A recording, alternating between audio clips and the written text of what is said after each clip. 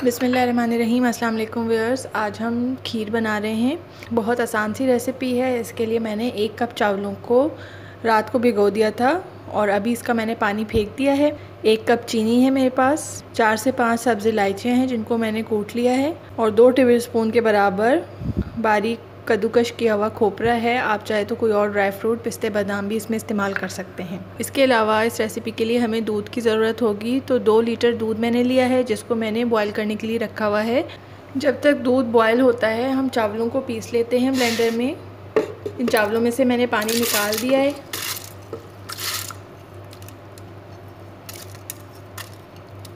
चावलों को ब्लेंडर में डाल के इसमें थोड़ा सा दूध और ऐड करेंगे, ठंडा दूध ऐड करेंगे कि चावल इसमें आसानी से ब्लेंड हो जाएं। अब हम इसे ब्लेंड कर लेंगे। ये देखें चावल अच्छी तरह से ब्लेंड हो गए हैं। दूध बॉयल हो गया था। अब मैंने इसकी आंच हल्की कर दी है। इसमें सबसे पहले हम चीनी डाल के पकाएंगे।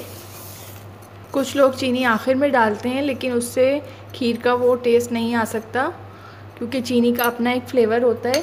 तो उसके लिए चावलों से पहले चीनी डालकर पकाएं। दरमियानी आंच कर दी है। इसमें हम मुसलसल चम्मच चलाते रहेंगे।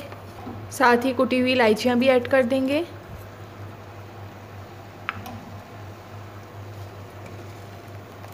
दरमियानी आंच पर इसको 20 से 25 मिनट तक पकाएंगे ताकि इसमें चीनी डिज़ोल्व हो जाए। चम्मच चलाते रहेंगे।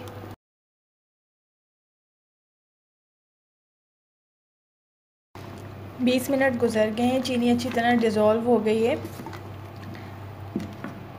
अब जो हमने चावल ब्लेंड करके रखे हुए थे वो हम चावलों का पेस्ट इसमें ऐड कर देंगे।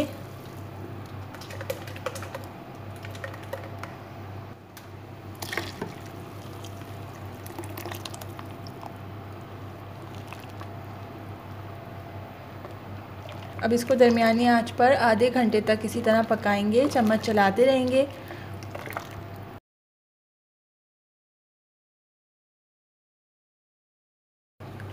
खीर हमारी बिल्कुल तैयार है।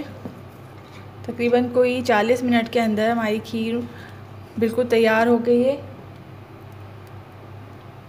ये देखें इसका इस तरह से टेक्सचर आया है। चावल का दाना भी महसूस हो रहा है और चावल अच्छी तरह से इसमें पक गए हैं। दूध भी देखें, मैंने 2 लीटर दूध लिया था। ये तैयार होने के बाद 1 लीटर के करीब रह गया है।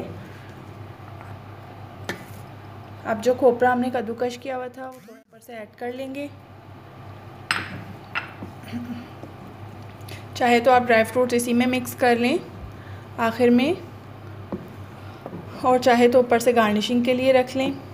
चूल्हा मैंने ऑफ़ कर दिया है। अब मैं इसको सर्व कर लूँगी। अब आप भी जब इसको सर्व करने लगें तो जिस भी बाउल में आपको सर्विंग बाउल में सर्व करना हो उसी बाउल में खीर को गरम गरम निकालें और उसी में ठंडा करें। चाहे तो फ्रिज में रख दें बाद में, या बाहर ही ठंडा होने के लिए छोड़ दें, क्योंकि अगर आप देगची में ही खीर को ठंडा कर लेंगे और ठंडा होने के बाद इसको सर्विंग बाउल में निकालेंगे तो उसका उस तरह से वो टेक्सचर नहीं होता। ये रेसिपी आपको कैसी लगी है मुझे कमेंट सेक्शन में ज़रूर बताइएगा। देखने के लिए बहुत बहुत शुक्रिया जी। अल्लाह हाफ़िज़।